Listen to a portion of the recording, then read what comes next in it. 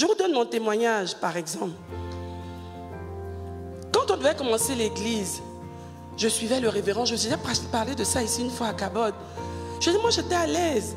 Ministère, ça c'est trop bien. D'abord, pasteur, c'était pas vraiment un truc auquel j'avais voulu, dans lequel je voulais me retrouver. Si je me disais, les femmes de pasteur, c'est pas facile, hein.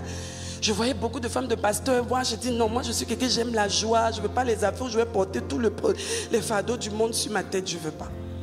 Et puis après, le Seigneur m'a parlé, il m'a convaincu et tout, jusqu'à ce que je me retrouve avec un homme de Dieu dans un ministère itinérant. Ça veut dire qu'on n'a pas d'église, Dieu nous appelle, on va quelque part, on rend ministère, gloire à Dieu, on finit, on s'en va. Tout va bien, gloire à Dieu, on est chez nous. Et puis le Seigneur a commencé à parler église, église. Non, ce n'est pas suffisant. Vous ne pouvez pas vous contenter juste de faire des programmes itinérants et tout et tout. Je dis ça au révérend. Quoique lui-même, il sait que moi aussi, je ne suis pas église. Hein. Et puis je commence à lui dire, je pense que non, ce don-là doit pouvoir servir à plusieurs vies. Il faut un canal de diffusion en fait. Et j'ai commencé à l'encourager. Je lui ai dit, je sais que ça ne sera pas facile, même moi. Mais je ressens que le Seigneur veut que ce soit ça. Et Dieu lui avait parlé aussi. Mais il ne m'en avait même pas aussi parlé. Peut-être parce qu'il attendait d'être sûr avant de m'en parler.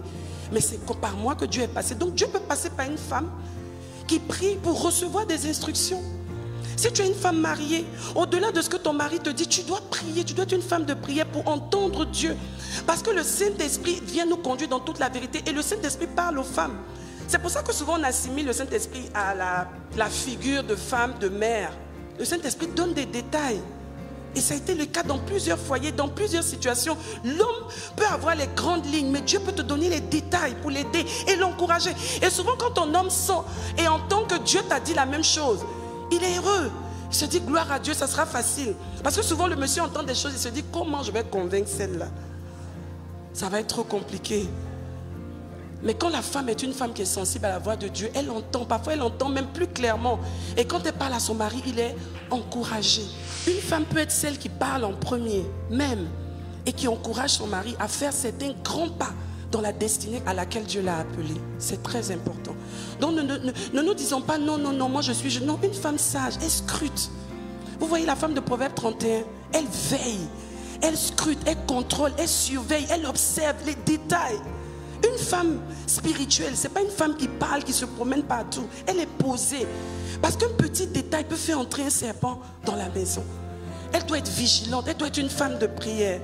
Tu me demanderas donc comment être donc une femme sage?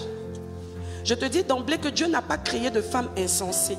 Aucune femme n'a été créée comme une femme insensée. Ce n'est pas possible. Ce sont nos choix qui font qu'aujourd'hui on peut qualifier une femme d'insensée ou pas. On dit, oh vraiment c'est dommage. Comment tu apprends? Combien de fois on ne se dit pas, oh Seigneur, si je t'avais connu plus tôt? Quand on arrive à ce stade-là, ça veut dire qu'on réalise qu'il y a une connaissance qui nous a manqué, qui nous a amené à poser une action, à poser une action qui était complètement insensée, qui nous a créé des problèmes. Mais gloire à Dieu pour le Saint-Esprit qui nous parle.